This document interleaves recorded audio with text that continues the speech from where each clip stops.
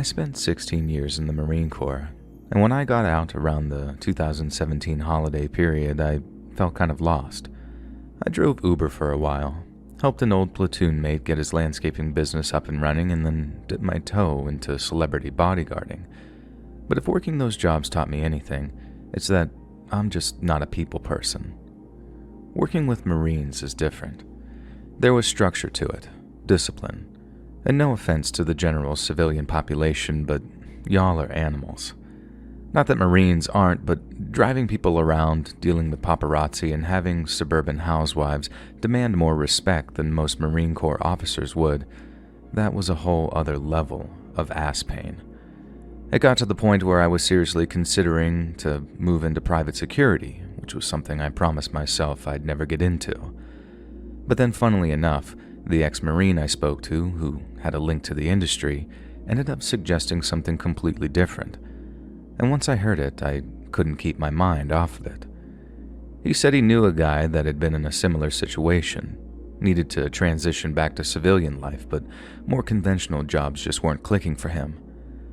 The guy worked a ton of different jobs, hated every one of them. Then, almost at random, he decides to try being a wilderness guide for a little while. That was 4 years ago.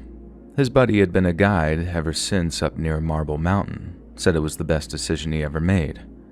I asked the ex-Marine guy a whole bunch of questions about it, and he told me what he knew. He said his buddy basically worked for himself, so he set his own hours and had the freedom to pick his own clients.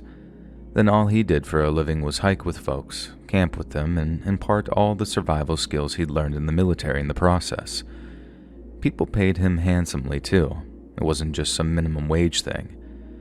I guess his veteran status helped him out in that respect, but he was making great money all the same. We talked about the whole private security thing too, but after we went our separate ways, it was the wilderness guide thing that really stuck in my mind. About 3 months later, I was driving up to Fresno for a job interview at a small veteran-owned wilderness tours company. The interview went great. I impressed the boss enough to get me hired, and I've been at that place ever since. I guess the reason I'm telling you all of this is because I thought working up in Fresno would be the beginning of my quiet and peaceful life as a civilian. I'd done 2 tours of Iraq, 1 tour of Afghanistan, saw my fair share of casualties, and lost count of the number of times I'd been shot at. I'd always be a Marine, but I was happy not to have that life anymore. I didn't want the violence, or the craziness, or the danger. But in taking one particular job at this wilderness guiding company, I somehow ended up having a brush with something far stranger and far more frightening than anything I ever came across in the Marine Corps. It all started when my boss got a call from a solo hiker that we'll just call Chuck. Chuck wasn't the guy's name, but for a whole bunch of reasons, internet crazies being just one, I'm going to change the names of some people and places to protect the affected. Chuck wanted to hire a wilderness guide to take him to a certain hilltop out in one of the forests east of Fresno. He wanted to hike out there, camp overnight, and then head back the way he came. The easiest route to the place was about 18 miles off-road, and since Chuck wasn't an experienced hiker, I figured we could do around 9 miles the first day, then make camp, then walk the other 9 miles the next day before getting to the place Chuck actually wanted to camp. He was in his mid-30s, wiry, and not the most athletic of people. So when we met for the first time to walk him through the journey that we'd laid out for him, I knew that I'd made the right decision to take it easy on him. We'd be gone for 3 nights. We'd provide everything he needed in terms of food, water, and equipment. All he needed to do was show up in suitable clothing, and we'd take care of everything else. That first meeting was a Tuesday afternoon, and it was an important one too, because if either of us decided that we wouldn't be comfortable guiding someone into the wilderness, then the hike was a no-go. We never took anyone we figured would be in danger to themselves while out in the wilderness, not just because we were afraid of lawsuits, because it's straight up irresponsible. But then, when Chuck stopped by the little strip mall office that we were operating out of, he seemed fine. He paid attention during the brief, respected the fact that I had the final say when it came to keeping him safe, and was polite and well-spoken while he agreed to our other terms too. There wasn't a single warning sign that gave us any indication of what might happen or what he might do. And so that Friday morning, I met Chuck at the office, and we drove down towards our line of departure together in my truck. We set off just after 6:30 in the morning, so neither of us were in the mood for talking on the drive out to the park, but after we got going on the hike, we got into a little small talk. Chuck asked about my time in the Marine Corps, and I told him a story or two. PG-13, of course, so not to freak him out or anything. After that, I asked what Chuck did, and he told me that he was some kind of professor. Not the teaching kind, though. He was like the researching kind at a university. He told me he specialized in physics, but I'll be damned if I could tell you exactly what he said. It was something like something theory, and I actually laughed out loud when he asked if I've heard of it or not. He didn't figure I had, but he asked all the same, then he gave me a little breakdown of the kinds of things he researched. Again, I can't say that I could ever recall any of it. It all sounded like mumbo-jumbo to me, but you can tell that he was a seriously intelligent dude and that the work that he did was pretty important.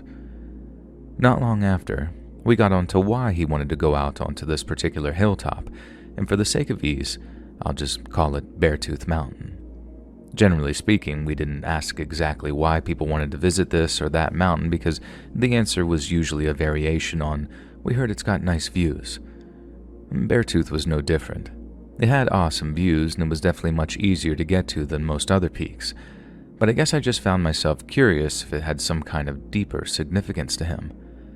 I feel like Chuck was open and honest with me, right up until we hit that point of the conversation because, for the first time, I felt like his answer was a little dodgy. He said an uncle used to take him camping out that way when he was a kid, which on the surface sounded like a good enough reason. But if that was me, and I wanted to take my little nephew somewhere camping to introduce him to the great outdoors, Beartooth Mountain is so isolated and such a tough hike that it's just about one of the last places I'd think to take him. Between Stanislaus, Yosemite, Sierra, and Sequoia, the parks and forests around Fresno got to be home to at least 1,000 different campgrounds, most of which are very family-friendly. So for the guy's uncle to march him all the way out to Beartooth, I figured that he was either ex-military or verging on abusive. But no, they got along great and he wasn't any sort of veteran. Chuck just said that he and his family enjoyed the outdoors. Enjoying the outdoors is one thing, but making your kids march out into the deep woods over difficult terrain, that's like survivalist level kind of stuff. And like I said, Chuck didn't strike me as any survivalist. But you see, while I might have been thinking all of that, I'm not dumb or rude enough to just come out and say it. If a client doesn't want me to know why they want to go someplace and they decide to make something up on the fly to protect their privacy while remaining polite, then what kind of a jerk would that make me to go and pry any further? So the way it went was more like him saying the thing about his uncle, me just being like, cool, alright, and then the topic of conversation just kind of naturally flowed onto other things. Chuck was pretty good company actually, at least for that first day and night anyway. Like I said earlier, he definitely wasn't used to the physical strain of hiking long distances, but he showed a heck of a lot of character at times. I was in no doubt that we'd hit our 9-mile goal by day's end, and when we did, he was about ready to sleep standing up and was snoring by 9:30. And that was fine by me. I'd rather get an early night than stay up talking or drinking like some clients want to and end up paying for it in the morning. So, after dousing the fire and setting up a few bear alarms, I decided to get myself an early night too, thinking that the next day was going to be some more relaxed hiking. But I could not have been more wrong. The next morning, Chuck was awake and ready to roll before I was, which was great, and as the day went on, he seemed to get more and more keyed up the closer we got to our destination. He was like a kid in the backseat of a car on the way to Disney World, basically asking me, "Are we there yet?" every half hour or so, until finally, we hit the crest of a hill, broke through some trees, and there she was, Beartooth Mountain. Like I said, I've switched up some of the names here to save you any trouble, but Beartooth really did look like a big old bear's tooth, just this badass-looking mountain with a sharply curved rocky peak. It's pretty common for clients to get excited about arriving at their destination, and if Chuck's story was true, then I understand why he was psyched to be reunited with a place that had all kinds of nostalgia about it for him. But to me, that's not how he acted. It was more like a religious thing, like how I imagine a person would act if they saw something sacred. I kind of feel like if that was me, I'd have done a little vocal reminiscing or something. You know, like, I remember this one time Uncle Bob said X, or this reminds me when Uncle Bob did Y.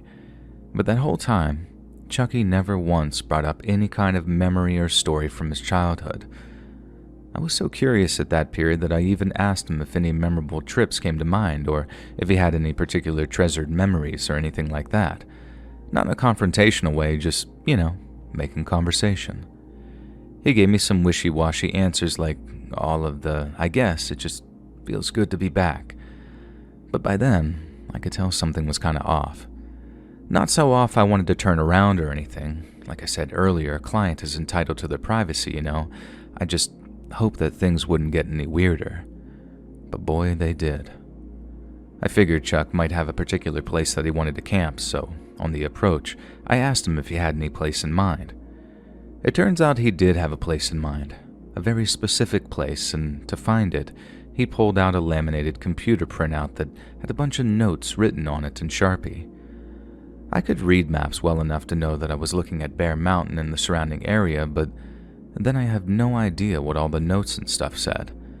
Some of it looked kind of like math, other parts looked like some kind of shorthand, and before I could ask what any of it meant, Chuck pointed to a spot on the map that had a colored dot on it.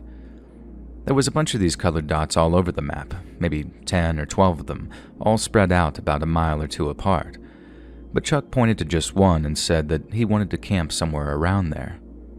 I told him I could take him to any spot he wanted, give or take about 50 yards, but I also wanted to know what all the colored dots meant. Chuck replied that they were all places he and his uncle used to camp back when he was a kid. And that was the point that I actually started buying into Chuck's story a little. I got an ex whose kid was real quiet and shy, but very organized and hyper-focused on whatever he was doing. I can't remember if there was a specific name for what he had, but I know that he was probably on the autism spectrum. My point is, I figured Chuck might have been the same way, and that's why he seemed a little off. But once again, I was there in a professional capacity, so to get paid, I just had to get him to Beartooth and get him out again. If it wasn't impacting our safety, then it didn't really matter to me. So I get Chuck to the campsite he wanted, then after studying his map a little to make sure that we were in exactly the right place, we set up our tents again, made a campfire, and then made dinner. Once he knew we were in the right place, whatever the hell that meant, Chuck seemed to calm down a little bit. But unlike the first night, when he crashed almost right after dinner, he was still up around sunset when I myself was starting to get drowsy. We just talked till then, and not about anything in particular either, just this and that, and like I said, he seemed chilled out again. Nothing he did or said gave me any cause for concern. I felt like a new stepdad or something, telling him not to stay up too late, but he said he wanted to enjoy the night sky a little and wouldn't be too tired come sunup. I said all right, climbed into my tent, and then went to sleep. A couple of hours later, I woke up to hear the sound of a tent unzipping. I remember sitting up just to make sure that it wasn't my own tent being unzipped, and then realized that the noise must have been coming from Chuck's. Now, I cannot overemphasize how common it is for dudes to wake up in the middle of the night and need to take a leak. So 99 times out of 100, hearing someone's tent opening up after dark is no reason to be concerned. But even so, I called out to Chuck to see if all was good, and he replied that he was fine before saying, "Thanks, man." I know this might sound kind of cheesy or whatever, but the way he said it, it sounded real heartfelt, Like he really appreciated me looking out for him like that. I was half asleep at the time, so I just told him, "No problem, buddy," and then went back to sleep, thinking it was nothing more than what it was.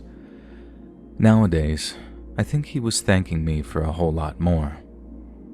And the next morning, I woke up, put my boots on, and then the first thing I always do each morning when I'm on a trip like that is check on the client.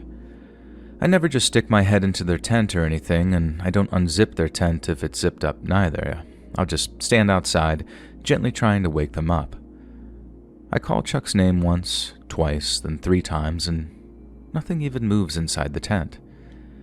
At that point, I'm starting to worry that Chuck has had some kind of medical emergency, so I kneel down, unzip his tent, and open up the flap to find that it's empty. I'm still trying to rationalize things, so I assume Chuck has gone for a walk or something. I don't see any boots, so I'm assuming that he's wearing them and that he's off taking an early morning whiz or something. So off I go, searching for Chuck, having to kind of mentally talk myself out of a panic. I circled the camp, calling out his name, but Chuck's nowhere to be found. So I walk a larger circle, calling out a little louder, and that panicked feeling is coming back as more and more time goes by. I keep walking that loop, mentally preparing myself for some kind of emergency when something catches my eye. And at first, I couldn't quite believe what I was seeing, or actually it was more like I didn't want to believe it. Between these two trees about 50 yards down the slope was a pile of clothes, and it looked like they were sitting on a pair of boots, too. As you can imagine, my first thought that goes through my mind is Chuck's gone nuts, stripped naked, and then walked off into the woods, which was not something I wanted to have to deal with. Someone going missing, that's bad, really bad. Someone going missing after taking off all of their clothes, I think we can agree that that's a whole other level of crap hitting the fan. So, right after I see the clothes and I'm 100% sure they're Chuck's, I start off on emergency procedures. So that's call the Rangers, call my boss, call everyone I possibly can, then get a head start on searching for our client. Situations like that are always time critical, but then my situation was even more so, for obvious reasons, so I went running back to where Chuck's clothes were and started looking for any signs of a trail. Now here's where I'll admit that I've never been much of a tracker, so all I really did was walk off in the direction I figured he might have gone, but I didn't find anything but empty woods. I had to wait until the Rangers showed up before we could cover any real ground, then by the time the cops and the search and rescue folks arrived, there was no reason for me to be there anymore once I'd given an officer a statement.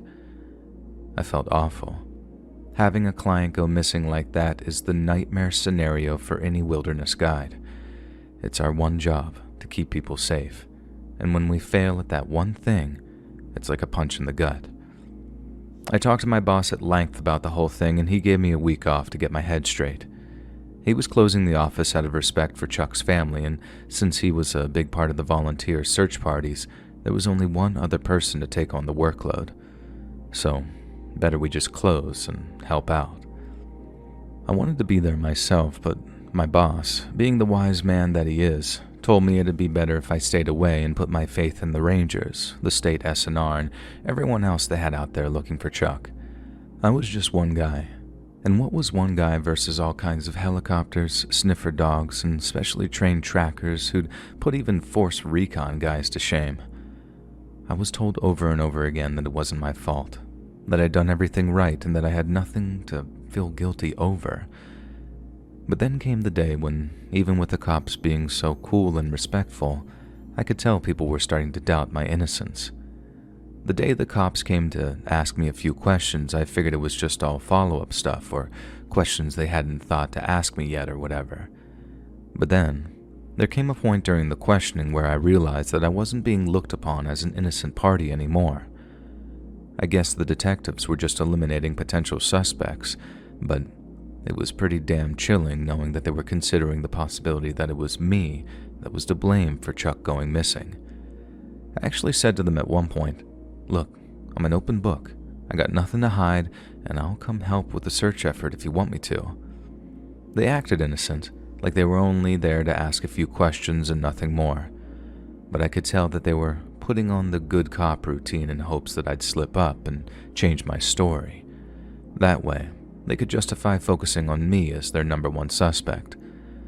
I told my boss what was happening, or what I thought was happening, and he just told me to sit tight and ride it out. After that, I got pretty much all my info from him directly, and over the weeks that followed, this is what he told me. I was only completely eliminated as a suspect when the cops found no DNA but Chuck's on his abandoned clothes, which suggested that he just got up in the early hours of the morning, walked down the hilltop a little, and then walked off into the woods before taking off all of his clothes. The search and rescue tracker dogs followed his scent trail to a shallow stream, then lost it, suggesting that he washed himself in the water for some reason. Some suggested this was deliberate, as in he knew it would confuse the tracker dogs when it came time to look for him. But that made it seem like Chuck was in his right mind when he was walking off through the woods without a stitch of clothing on him. And to the likes of me and my boss, Chuck must have totally lost his mind if he thought that he could do something like that and not be in real danger. I asked my boss if the cops must have known something that we didn't about Chuck's state of mind. He said he had no idea, that he'd been involved in a couple of missing person cases before and that Chuck's made no sense to him whatsoever. In the other 2 cases, the person was found safe and fine within 24 hours, and both involved were hikers who got a little too confident after wandering off the trails. People figured that the same thing would happen with Chuck, as without any suitable shoes, there's no way that he couldn't gotten so far that the search teams wouldn't pick him up. But that's the thing. No one found a single trace of him anywhere in the surrounding area. It was like he just dropped off the face of the earth. After a few weeks, the search was called off, and although California's Park Service promised that they'd continue to keep an eye out for him, people eventually just accepted that Chuck was gone. I tried to move on. I tried to just file it away with all the other bullcrap I've filed away over the years, but all the unanswered questions almost drove me crazy. I got a lot of closure with the stuff that I went through in the Marine Corps, and at least before I separated, the top brass were pouring a ton of money into counseling, psychologists, and all kinds of things to fix the mental wounds and not just the physical ones. But that whole process of reconciling what's happened to you, that's all way easier when you have some actual answers. X was in a certain place, and then Y happened, and Z was the result. But with the Chuck thing, nothing made sense. There were no answers. His disappearance was never solved, and thinking about it caused me a hell of a lot of grief for a long, long time. And on top of that, Chuck's not the only person to have gone missing in that area of the forest. There have been a bunch of unexplained disappearances in that area, and sometimes I can't help but wonder if they're somehow connected to Chuck's.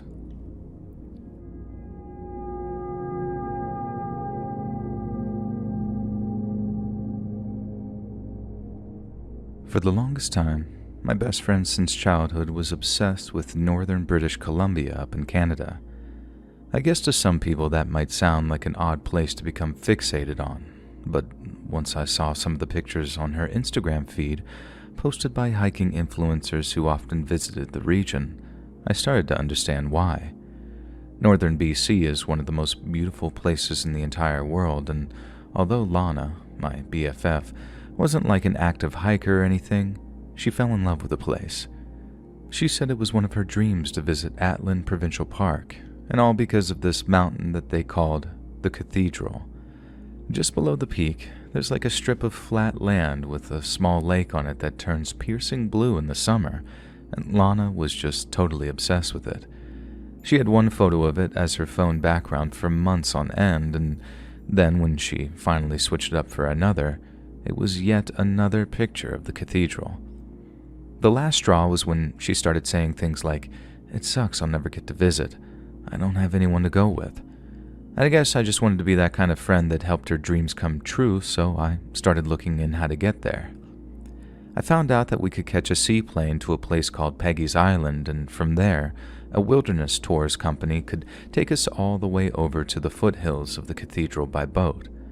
After that, it was really just a case of climbing the cathedral's slopes, which apparently weren't all that steep, and then there you go. We were at my best friend's #1 favorite location on Earth, and a place she thought that she'd never, ever see. I figured if I planned the whole thing in secret, told her to expect a weekend vacation to Cancun around the date of her 29th birthday, and then actually pulled the whole thing off, I'd be the greatest friend in the history of friends. It took a load of saving and planning, but eventually, I was able to spring the surprise on her. And for months, I've been telling her that we were headed down to Mexico for a few days in the sun, which is how I made sure that she had a valid passport without alerting her to my real plan. Then, on the very same morning that we were due to fly down to Cancun, I got to see her face when I told her that we weren't headed to Mexico. We were headed to Port Hardy on Vancouver Island, where we'd catch a seaplane all the way up to Peggy's Island and the cathedral. And she was ecstatic. And although it meant that she had to totally repack, I'd made her dream come true. But if I'd have known what I was getting us into, like actually getting us into, I wouldn't have been so happy at all. We caught our flights up to Vancouver, made our way to Port Hardy, and then flew all the way up to northern BC in our very own tin bucket of a chartered seaplane. That flight alone could have made for its own scary story, but we made it up to Peggy Island safely and set up our tents at one of the campsites they had there. After that, we had our first face-to-face with the person that'd be our tour guide the following day. Charles was around the same age as Lana and I, late 20s or early 30s, and to be totally honest, he was a very beautiful man. You could tell that he worked out a bunch and wore a tight Ranger-style uniform to show it off, but he also pulled it off too. He had deep brown eyes and a mustache that somehow didn't make him look like a creep, but only more masculine. He was handsome, charming, funny, and we thought that we'd hit a total jackpot with him being assigned as our tour guide. And after walking us through the plan for the next morning, we went back to our campsite and relaxed until it was time to sleep. The next morning, we met up with Charles bright and early, had a little hot breakfast over at the tour center, and then climbed into the boat that took us across the lake to where the cathedral was. Charles was just as charming as he'd been the day before, even in spite of it being so early in the morning, and he even took us on a small tour of the lake, stopping so we could take pictures before heading over to the shore on the other side. It took us a while to get up to the flat part of the mountain. We've been going hiking together in the run-up to the trip, putting Lana through some unexpected mountain climbing training. But even with all we'd done, hiking up the cathedral was tough. We were spent by the time we reached the flat section that we'd seen so many times on Instagram. But when we did, it was every bit as magical as in the pictures, which meant each of us got very emotional. Charles just watched on with a smile, letting us have our little moment together, and then, at some point, I looked over to see him talking into his radio. Charles had been checking in with the tour center every so often the whole time that we'd been out, so seeing him talking into his radio wasn't unusual or concerning in the slightest. Lana and I carried on doing our thing, taking pictures and videos, etc., until suddenly, Charles called out that we had to end the trip prematurely. I remember turning around to see him looking kind of anxious before asking why exactly we needed to cut things short. We'd agreed to climb a little more of the mountain so we could get some more shots of the views on the other side, so as much as we were happy to be up there, we felt a little short-changed that our guide was suddenly calling time on the proceedings. I remember asking why we needed to head back early, and I'm being 100% honest when I say that. If he'd given any kind of half-decent answer, I would have complied without complaint. But when I asked why, all Charles said in a very uncharacteristically rude way was, "Don't question my decisions." I guess that, on paper, that sounds fine, and that maybe some kind of unforeseen problem had arisen, but I literally cannot overemphasize how much "don't question my decision" sounded like "because I said so." I asked again why we needed to head back early and was almost stunned into silence when the same man who'd been a veritable Prince Charming just 24 hours previously suddenly became incredibly rude and abrupt. And not just rude, this might be hard to describe, but Charles almost seemed scared, and scared in a way that he was trying to mask it with bravado. And this led me to keep asking him why we had to leave early, because naturally, if we were facing any kind of real danger, like a storm or something similar, then we wanted to know about it. We'd also paid for a whole day's worth of our tour guide's time, so we wanted to know if we'd be getting a partial refund or something to that effect. I guess this makes us sound like total Karens in a way, but I swear to God, if Charles had just said something like, "Okay, ladies, we got a sudden storm front heading in, so we just need to conclude this tour a little earlier than expected," we both would have been like, "Okay, no problem, let's go." But we felt like we were being kept in the dark by a guy whose sudden turn in behavior was deeply alarming, and that just didn't sit right with me at all. Eventually, Charles said, "F this," turned around and then started walking off towards the trail which led back down the mountain. But he didn't just wander off either. It looked like he was walking off as fast as he possibly could, and considering he was a tall, fit guy and an experienced hiker, it wasn't long before he'd put a very worrying amount of distance between Lana and I, who by that point had no choice but to follow quickly. We kept yelling for him, calling out Charles's name and begging him to wait up so we could catch up to him, but he didn't stop. He didn't turn around. He just kept on walking down the mountainside, putting more and more distance between us as time went by. It got to the point where Lana and I thought that he was going to leave us behind, and all we had with us was our bags with a little bit of water, some snacks, and some waterproof material. We had no maps, no compass, nothing to tell us where we were exactly or which direction we were going. So if Charles actually left us there alone, we would be in a lot of trouble. It was Lana who first suggested that he might just leave us there and drive off in the boat, and when she did, we both went into full panic mode. We started screaming, like full-on screaming for Charles, begging him to wait for us and not leave us behind. And then finally, he stopped. But he didn't just stop dead on the trail, and he didn't start walking back up towards us either. He just started pacing back and forth and talking to himself. And I say talking to himself, but it was more like he'd walk in a circle, fists clenched, and every so often he'd yell something that either we could or couldn't understand. As we got closer, he started yelling things at us in the same sort of way, like he was literally so furious that you could only make out every other thing he was saying.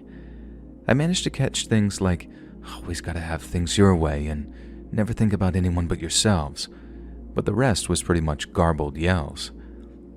I guess instinct kicked in for me because I started apologizing to Charles over and over, because by then, I'd have done almost anything to get him to calm down so we could just leave in peace. Lana started apologizing too, but it didn't seem to do any good. He just kept pacing around and yelling about how we needed to listen, how no one ever listened to him, and how was he supposed to act when no one listened to him. It was only then that it occurred to me that something else was going on. There wasn't an emergency, or at least there didn't seem to be one if Charles was content to just stop on the trail like that. But then, something had definitely happened to make him start acting that way, and the change seemed to occur after he talked into his radio for a minute. I still had no idea how the two things were connected, as in what was said that made him go crazy, but it definitely seemed like he was having some kind of breakdown right there on the mountainside. We kept apologizing, begging him to just calm down and take us back to the tour center, and although he eventually agreed, Charles's mood did not improve. He yelled at us to follow him and not fall behind, and then he marched off again at the same speed that he had previously. Luckily, we were much closer to where the boat was parked, so we didn't fall too far behind, and we were able to make it to the shore just as he was starting up the boat.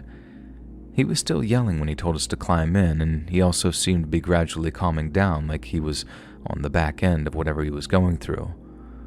Only with that in mind did we climb back into the boat, but Charles hadn't finished just yet. As he drove us across the lake, Charles carried on that thing of being quiet for a while and then yelling a curse word or something, but he also drove way faster than he had before, to the point that it was actually scary. Lana and I kept yelling slow down, and at first, he'd just yell stuff back that was drowned out by the sound of the engine and the water. We went a little further, and we started yelling again for him to stop, and then suddenly, he did. He stopped the boat right there in the middle of the lake, turned around, and just sort of seethed at us. He was so flushed his whole face was pink. His fists were clenched, and I swear I've never seen anyone's eyes go so wide in my whole life. I thought he was going to hurt us, kill us even, and out there in the middle of the lake we had nowhere to run and nowhere to hide. It was like he was thinking about it, really weighing up his options, and the voice that was saying don't hurt them was only just barely winning. For as long as I live, I'll never ever forget the sound of Lana saying, "Please don't," in this really shaky voice. I think that actually made him snap out of it a little, because after that, he turned around, got back in the little driver's seat, and then carried on driving the boat back to the dock or whatever, and only by this time in complete silence.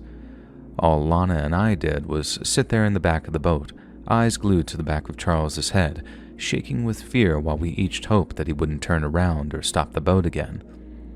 As soon as we arrived back at the dock, Lana literally jumped off the boat onto the wooden dock before Charles had a chance to even bring the boat to a complete stop.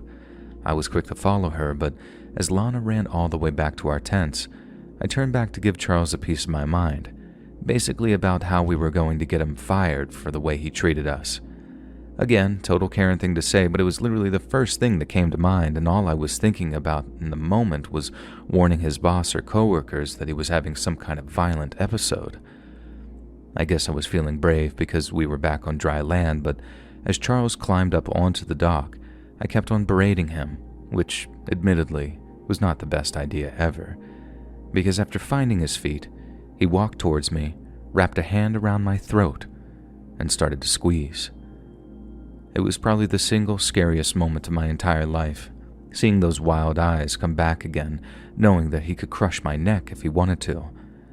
And worst of all, I felt like an idiot.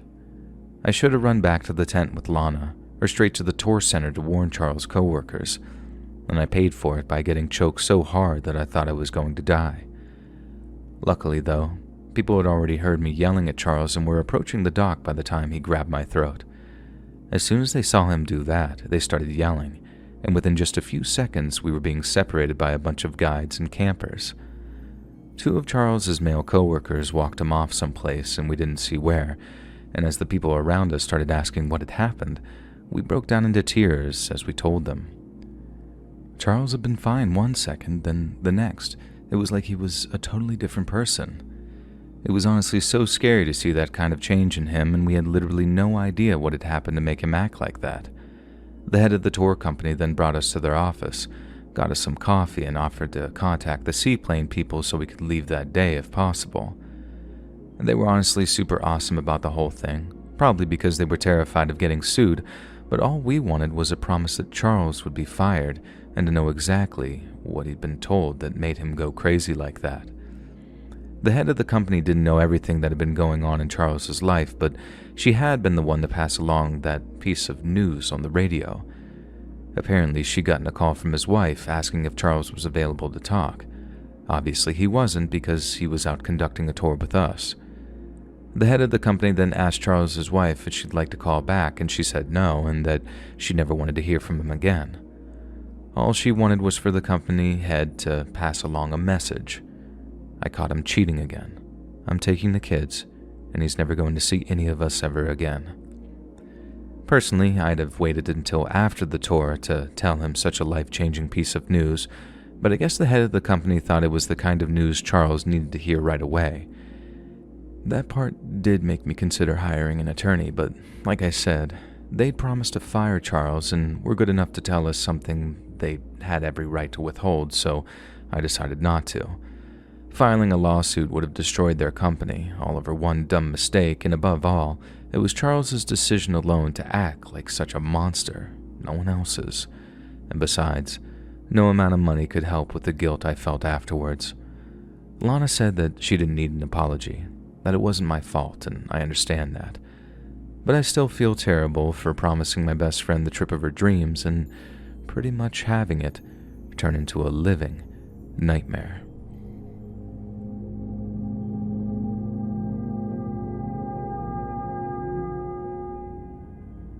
On January 21st of 1842, James and Esther Packer welcomed the first of their 3 children into the world. He was born in Pennsylvania's Allegheny County, not far from the city of Pittsburgh, and the name they gave him was Alfred. When Alfred was around 10 years old, his father moved the family to LaGrange County, Indiana, where he found work as a cabinet maker. Alfred was slow to adjust to the sudden relocation, struggled to find friends among the local children, and developed a profound melancholy as a result. Familial relationships became strained, and during his 16th or 17th year, Alfred left home in the middle of the night, leaving a note which read, "Never coming back." He rode to Minnesota and worked as a shoemaker for a few years, but in April of 1861, the eruption of a fiery civil war would forever alter Alfred's fate. He enlisted in the Union Army during April of the following year and was assigned to Company F of the 16th Infantry Regiment, but was eventually discharged after just 2 years of service following a diagnosis of epilepsy. Alfred then traveled west in the hopes of finding his fortune, and held a variety of jobs such as hunter, ranch hand, and wagon teamster. Yet wherever he went, Alfred proved deeply unpopular with his coworkers, allegedly owing to his argumentative personality, his near-pathological lying, and his reputation for theft. But by the time Alfred arrived in Utah Territory, he'd discovered a profitable profession which suited his contempt for both authority and discipline, that of a wilderness guide. For thousands of years, certain individuals have specialized in guiding unwary travelers across vast and perilous stretches of terrain, and such people were mentioned frequently during the earlier chapters of American history.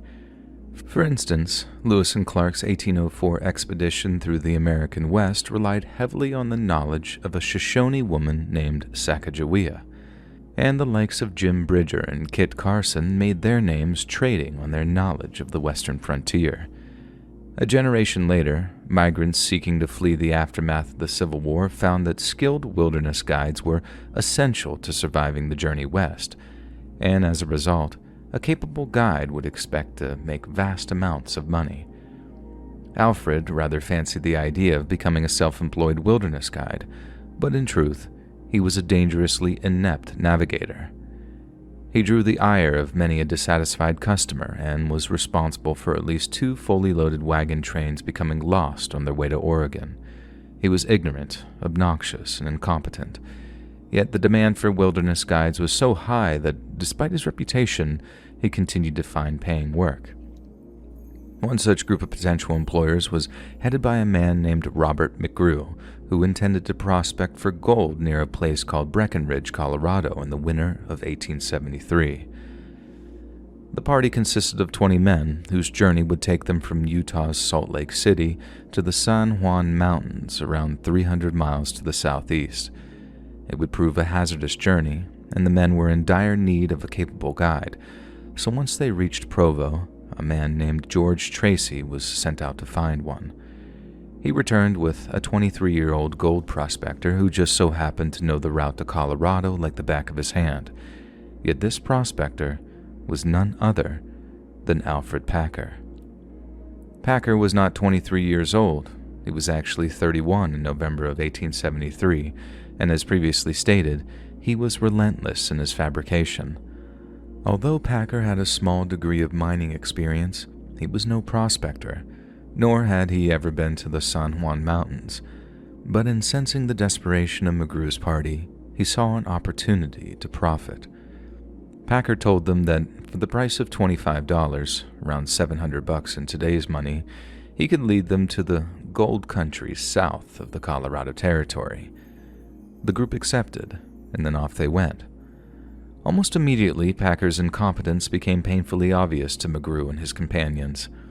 Those who made it to Colorado later said that Packer was not once but twice caught stealing rations from other travelers, but since it appeared that his services were indispensable, he was shown mercy each time. The group's slow progress also meant that by the time they reached the more hazardous sections of their route, they were beset by harsh winter weather. Heavy snow hid the path ahead, forcing the party to rely almost entirely on their compass for direction, and due to Packer's inexperience, it wasn't long before they became lost completely.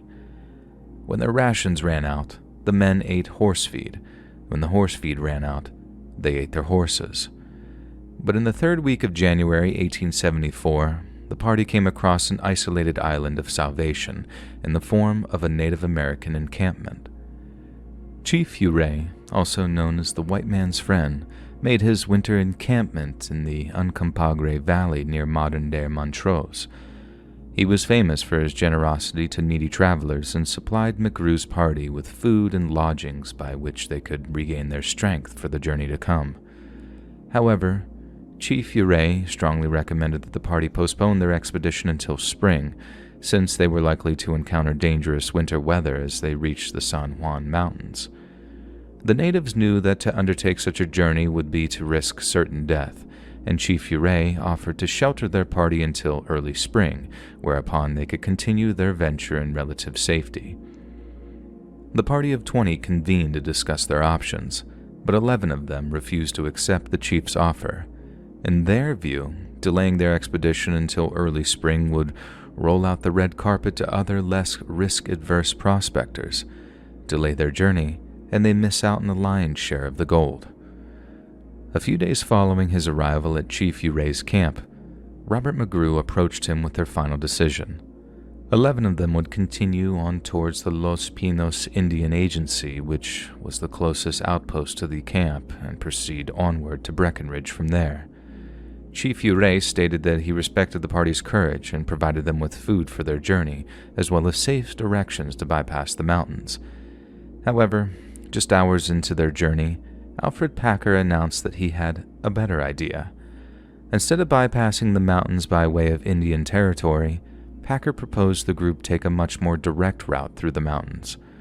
Obviously, most of the party understood Packer was an incompetent navigator, but at this juncture, it seems their desire for enrichment outweighed any kind of common sense. 5 of the party continued along the safer route, but 6 others, Packer included, decided to risk the snowy passes of the San Juan Mountains. Aside from Packer himself, the group consisted of Shannon Wilson Bell, James Humphrey, Frank Butcher Miller, George California Noon, and Israel Swan. McGrew and a handful of his loyalists proceeded to aid Packer's group in their initial departure, but once the snows grew too deep for heavily laden pack horses, they unloaded Packer's supplies and then headed back to Chief Uray's encampment. Packer and his party then continued along the Gunnison River and then began climbing the higher paths which led into the mountains. But this, as many have reasoned, was pure insanity. The men had less than 2 weeks' rations, no snowshoes, no flint to light a fire, and wore clothing that was thoroughly unsuited to the intense Colorado winter. Finally, on April 16th of 1874, a full 65 days following the departure of Packer's party, a lone figure stumbled out of the woods near modern-day Saguache, Colorado. As they sat eating breakfast, a group of Ute tribesmen spotted the man limping towards them. He carried with him a rifle, a knife, a steel coffee pot, and a satchel. When they rode out to meet him, they found a man on the verge of total starvation. It was Alfred Packer, who had somehow survived the journey into the mountains. The men sat him down at the table and gave him some food, but upon attempting to chew and swallow it, Packer promptly vomited. The tribesmen feared that Packer was ill with some kind of infectious disease, but he assured them that his condition was the result of prolonged starvation and he was of no danger. The tribesmen then asked Packer what had happened to lead him to starvation, and this is what he told them. Packer explained that he had been hired by 5 prospectors to guide them to Breckenridge.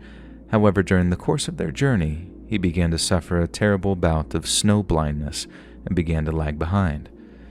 Packer then claimed that when it was clear that he could not continue, his employers abandoned him, leaving him with nothing but a rifle, a few rounds of ammunition, and 2 cans of preserves. From then on, he had been forced to find his way back to civilization alone, and after exhausting his meager rations, had eaten roots, rosebuds, and even the leather of his own shoes to escape death by starvation. It made for one hell of a story, and most who heard it displayed a great deal of sympathy for the haggard-looking wanderer. Yet to other more senior members of the tribe, Packer's story did not match his condition. Packer had not been the first unwise traveler to have erred under the might of the Colorado winter, but others who'd emerged from the forests of the San Juan foothills had been so malnourished they appeared skeletal. Alfred Packer, on the other hand, looked relatively healthy, and the bloating around his cheeks and chin suggested that he'd been binging on cheap whiskey. Under the assumption that Packer was dead broke, the Indian Agency's Justice of the Peace purchased his Winchester rifle for the generous price of $10. The filthy pre-owned rifle could have been purchased for considerably less, but the money was partly intended to help poor Packer get back on his feet. Having seen enough horrors to last a lifetime, Packer claimed his days as a wilderness guide were over, and that he intended to return home to Pennsylvania. But upon his arrival in the nearby town of Saguache, Packer began a veritable spending spree. He purchased a horse for $70, spent $78 on whiskey and tobacco in Otto Mears General Store, then dropped $100 to book the finest hotel room at Dolan's Saloon for the foreseeable future. The amount of money Packer spent is the equivalent of thousands upon thousands of dollars today, which raised the question, just where exactly did an apparently destitute man get so much money? Packer remained in Saguache spending like a sailor in Dolan's Saloon until one day, 3 men walked through its swing doors. Packer recognized them in an instant. It was Preston Nutter, one of the 9 men who'd chosen to winter at Chief Urey's camp rather than face certain death on the trail to the San Juan Mountains. And behind him stood 2 other members of Robert McGrew's original party. Nutter approached Packer at his table and asked where the other members of his group were. Packer recounted his story of abandonment, but Nutter was skeptical. It would have been extremely unwise for men so unfamiliar with the region to have abandoned their only guide, even if they did display signs of incompetence. Sure, the men had been foolhardy to try and brave the Colorado winter, but they were not insane. Nutter also found it odd that Packer was given one of only 2 rifles the group was in possession of, even though he was already armed with a revolver. Yet the final straw came when Nutter noticed a skinning knife hanging from Packer's belt. It was a knife belonging to a man named Frank Butcher Miller, one of the 5 party members that accompanied Packer on their final leg of the journey. When Nutter asked how Packer had come to be in possession of it, he claimed that Miller had simply stuck it in a tree and then walked off without it. Packer then claimed that after asking Miller if he wanted the knife, he was told he could have it. But Nutter didn't believe a word. He'd spent enough time with Frank the Butcher to know that he'd prided himself on his ability to cleanly and efficiently butcher an animal. He'd carried that same skinning knife with him on hundreds of hunts, and to say it was a precious possession would be a major understatement. Nutter knew something was wrong, terribly wrong, and in the face of Packer's obvious deceptions, he became irate. He was said to have lunged at Packer, demanding he speak the truth, and since he was quite visibly the aggressor, he was tossed out of Dolan's and then barred from entry until the week's end. Meanwhile, back in Colorado, the 5-man splinter group who'd rode on towards the mountains rather than winter with Chief Urey arrived at the Los Pinos Indian Agency. They were greeted by the agency's administrator, a General Charles Adams, who told them he'd already met with a man named Packer, who claimed to have been abandoned by his fellow travelers. Oliver Lautzenheiser, who'd headed the 5-man group that did not contain Packer, claimed this was impossible. The prospectors Packer had been riding with were good, decent men who would have never abandoned one of their number, no matter how much of a burden they were. Suspecting some kind of foul play and knowing Packer to be a compulsive liar, Lautzenheiser convinced General Adams to have Packer arrested, but the general himself chose a far shrewder course of action.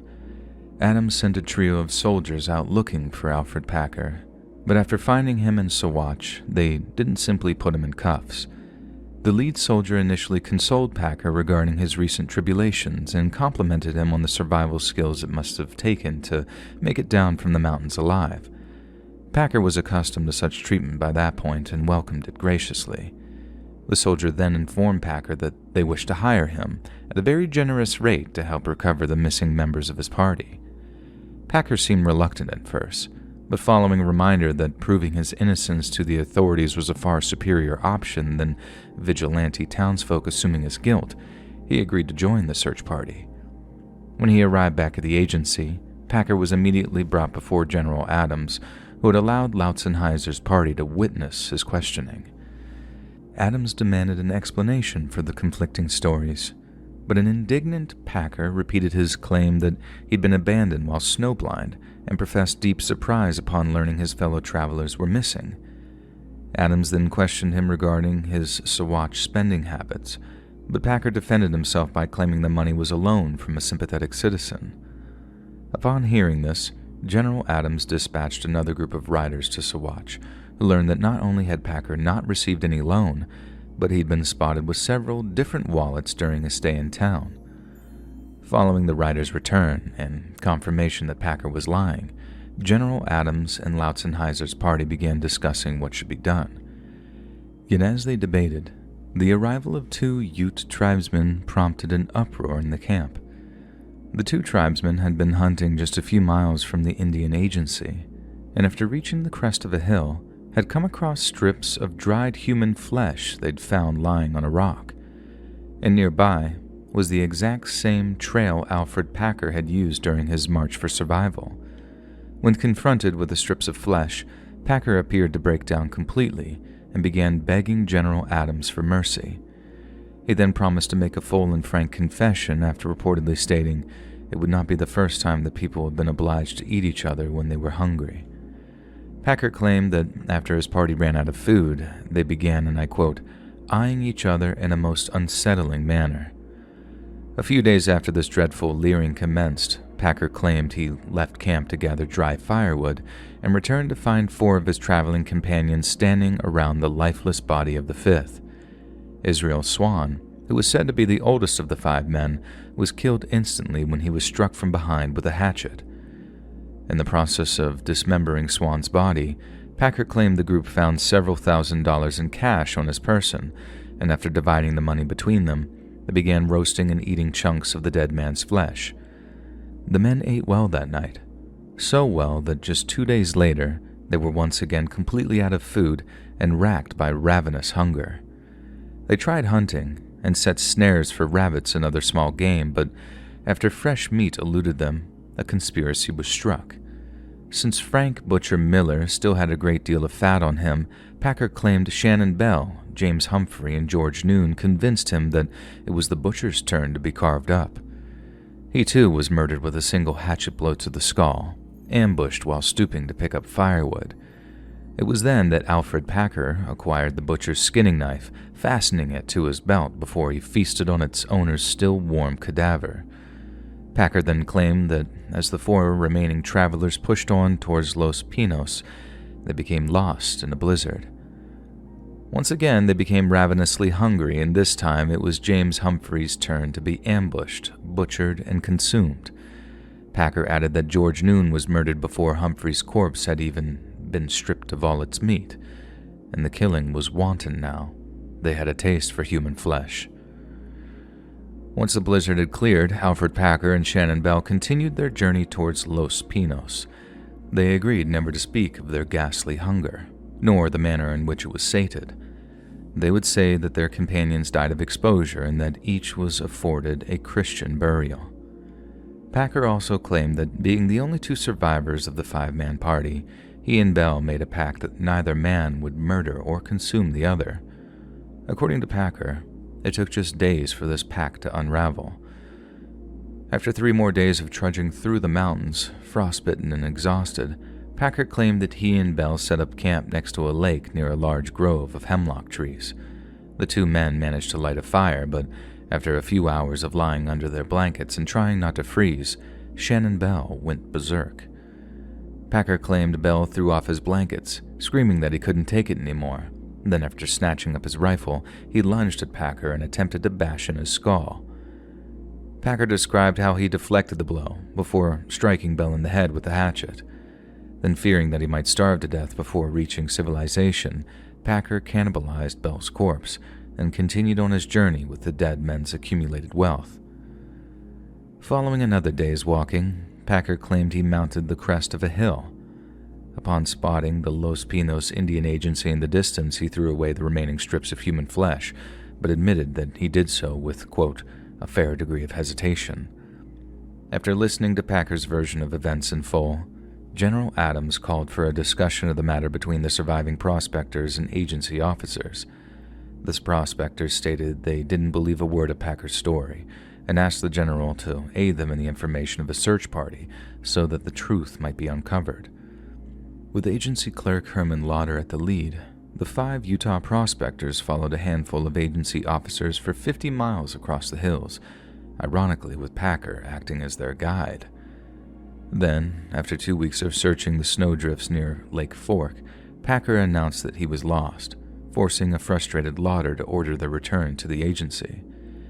However, at some point during the journey back, Packer armed himself with a knife and attempted to murder Herman Lauder. Fortunately, Lauder was able to defend himself, and after the other members of the search party restrained him, Packer was arrested. The failed attempt snuffed out any and all doubt that Packer was an innocent man, with General Adams ordering his immediate transportation to Saguache's jailhouse. During this period of detention, Packer changed his story. He now claimed that after days of hiking with virtually nothing to eat, Israel Swan could go no further. They found a pine-shaded gulch next to a lake and set up camp. A short time after this, Packer asserted that Swan passed away from a combination of hunger and exposure. The following is an extract from his signed confession. Old Man Swan died first and was eaten by the other 5 persons about 10 days out of camp. 4 or 5 days afterwards, Humphreys died and was also eaten. Sometimes afterwards, while I was carrying wood, the butcher was killed, as the other 2 told me accidentally, and he was also eaten. Bell shot California with Swan's gun, and I killed Bell. I covered up the remains and took a large piece of his meat along, then traveled 14 days into the agency. Bell wanted to kill me with his rifle, struck a tree, and broke his gun.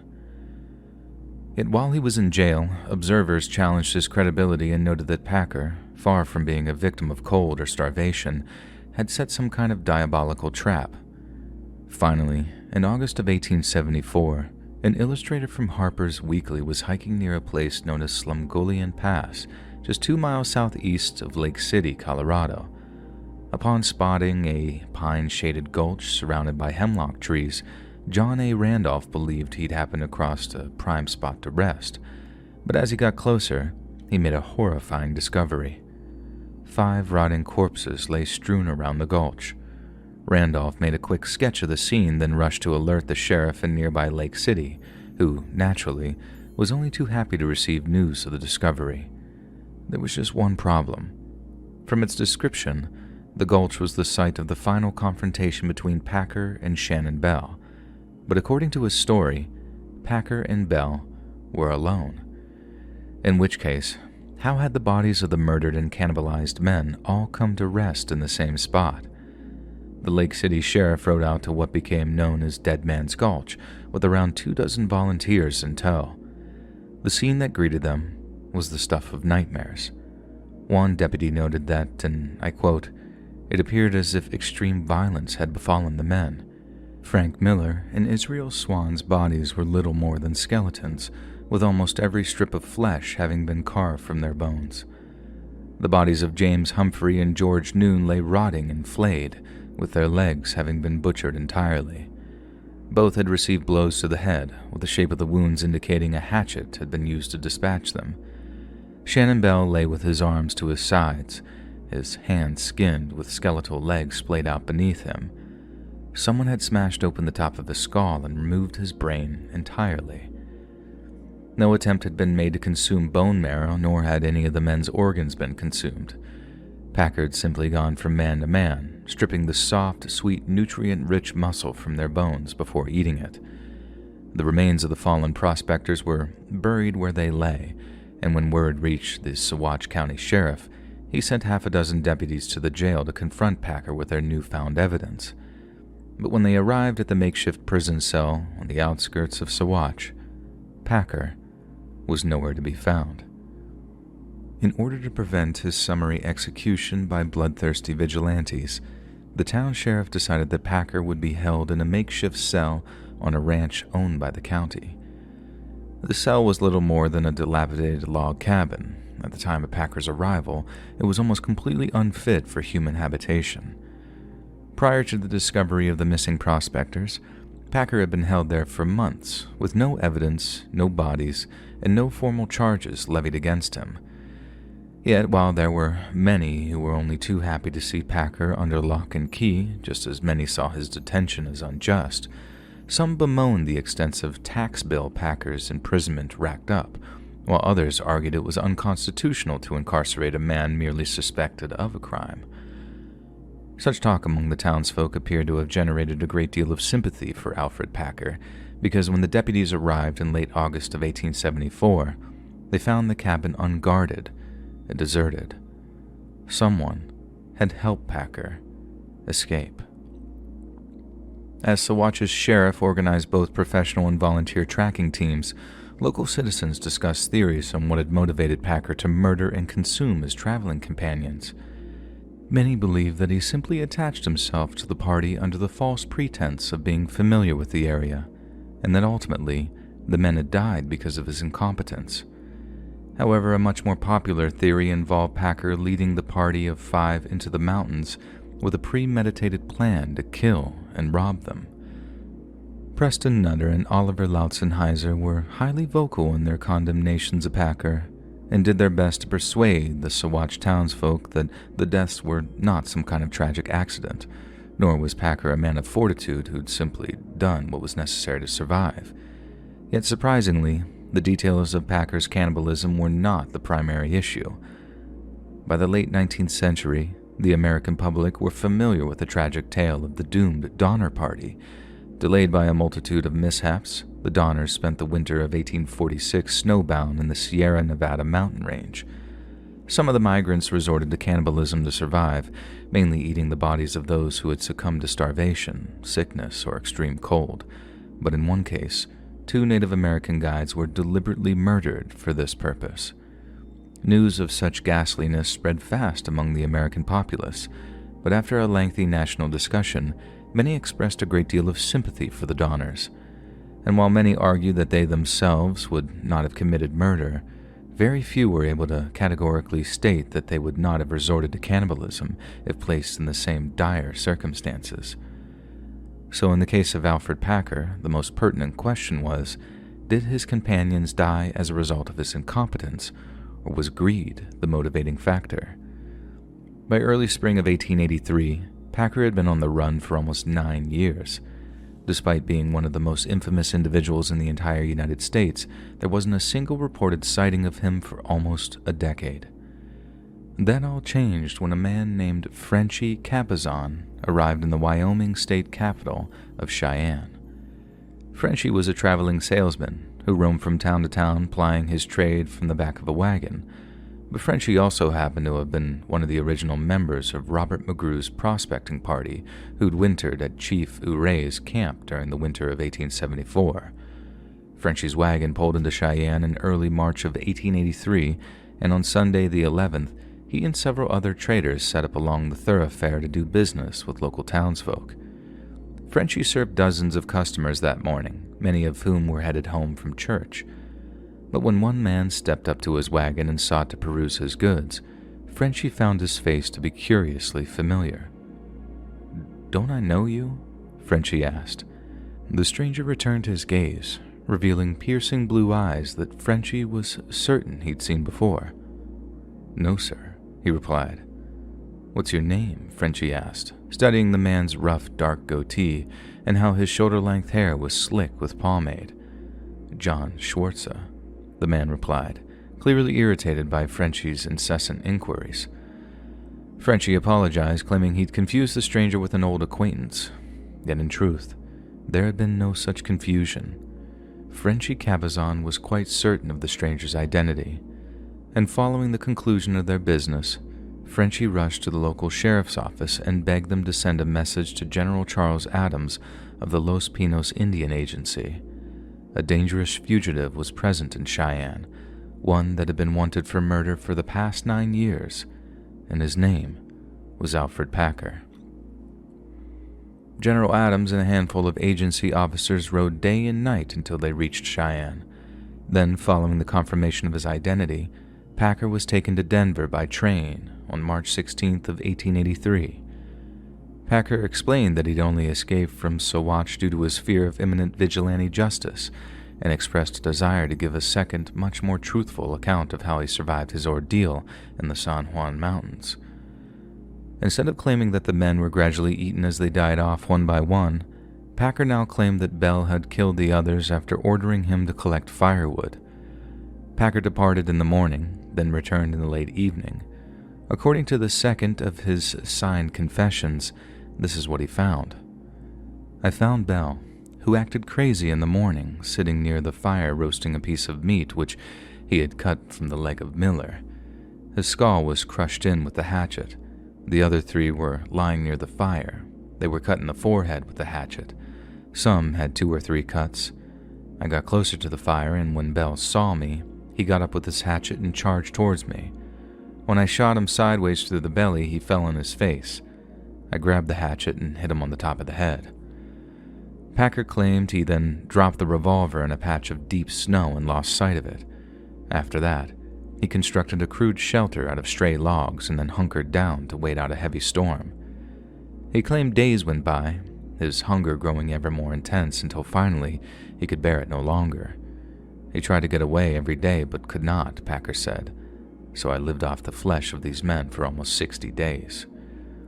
General Adams then asked Packer why he hadn't told the truth during his first confession. "I was excited," Packer reportedly replied. "I wanted to say something, and the story as I told it came first in my mind." Finally, on April 6th of 1883, Packer pled not guilty at the opening of his trial in Lake City, Colorado. The prosecution claimed that the only logical explanation for Packer's actions was that the killings were premeditated, while the defense argued against him being a murderer and claimed cannibalism was essential to his survival. After 7 days of testimonies and examinations, he was found guilty of premeditated murder and sentenced to death by hanging. Yet Packer was eventually spared the death penalty due to a legal technicality. He might have cheated death a second time, but he was still legally culpable for the deaths of his traveling companions. A second trial was held in Gunnison, Colorado in June of 1886.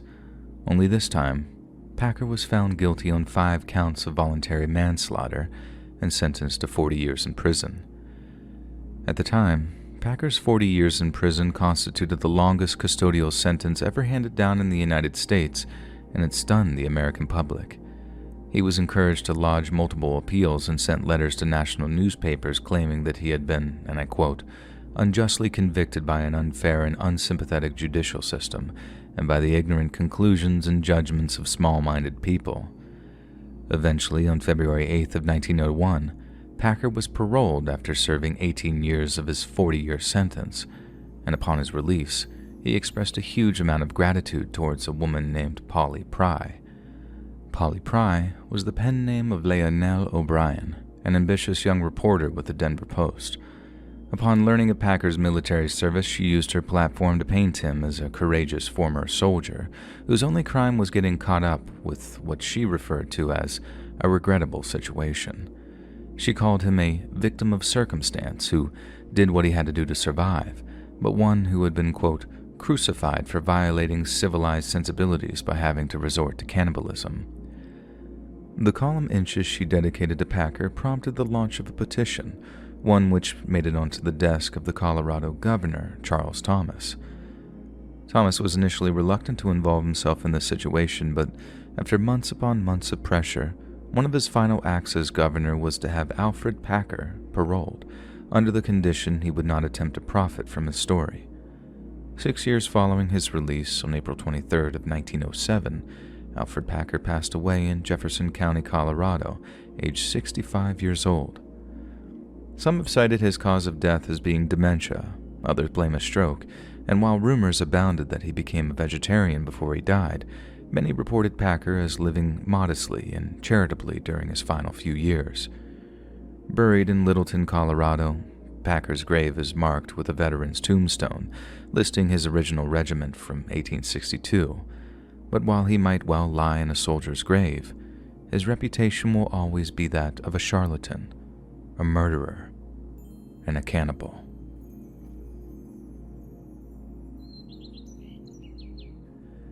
Hey friends, thanks for listening. Click that notification bell to be alerted of all future narrations. I release new videos every Monday and Thursday at 7 p.m., and there are super fun live streams every Sunday and Wednesday nights. If you got a story, be sure to submit them to my subreddit r/Let'sReadOfficial or send it over email, and you might even hear your story featured on the next video. And if you want to support me even more, grab early access to all future narrations and bonus content over on Patreon, or click that big join button to hear about the extra perks offered for members of the channel. And check out the Let's Read podcast, where you can hear all of these stories and big compilations located anywhere you listen to podcasts. All links in the description below. Thanks so much, friends, and I'll see you again soon.